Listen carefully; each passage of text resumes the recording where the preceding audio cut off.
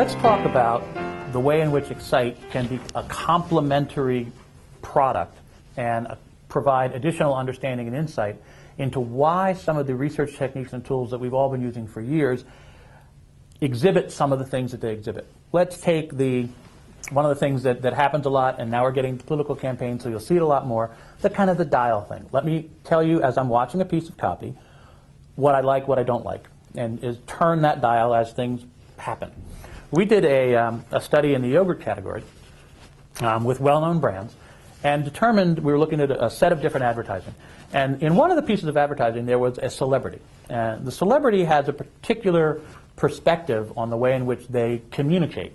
And we saw during the commercial a particular valley that was really quite distinct and deep and would cause us to have concern about that advertisement having the desired impact.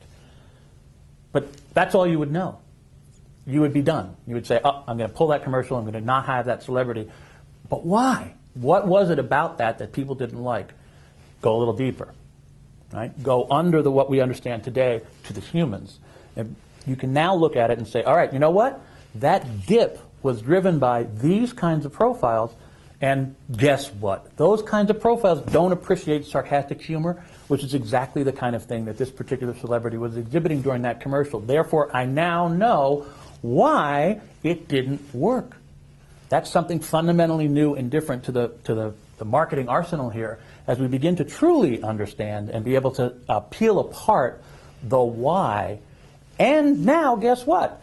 Those folks that valied and drove that, those folks like this kind of humor instead. So now you have a prescriptive way to look at it and say, well, if I really think a celebrity is the right way to do this, I really want to find someone who can appeal to these groups of people who are heavy category buyers, because we know that by profiling the category. These people are more likely to respond to this kind of humor, so let's go find somebody else. Without getting into names and Q scores, there are different ways to look at the messaging and the delivery of that messaging that you heretofore didn't have access to because you never really understood the why behind it. We're beginning to give you glimpses into the why. And those folks who get into this sooner rather than later, I think are going to get enormous benefits, because as you begin to look at the advertising and everything that's going on in the marketing space through the lens of the differences there are in human physiology, you begin to really get a leg up on competition.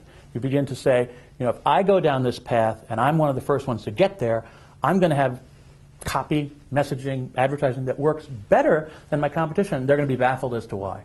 It's because you have now found a way to understand the why behind a lot of what's going on.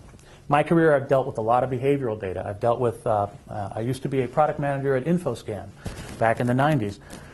Massive reams of data. I could tell you exactly what happened. But to tell you why, I was in the realm of opinion. I was in a guessing realm, educated guesses, and lots of data, lots of things collected, lots of information. But it came down to, okay, what does it mean? And that's the art of marketing research. Now we're giving a different level of science that can inform that art and make that art even more efficient in terms of how we as a marketing research community can remain even more relevant in this time when people are looking deeper at why are things happening and how do I justify the ROI of my marketing expense. Well, if you understand why humans are making different choices in a way that you couldn't before, lo and behold, that changes the marketing ROI, that changes the intelligence you have about what consumers really want, and that changes the way in which you can speak to them in a way that they're most likely to be receptive to. Sounds to me like it's a win-win.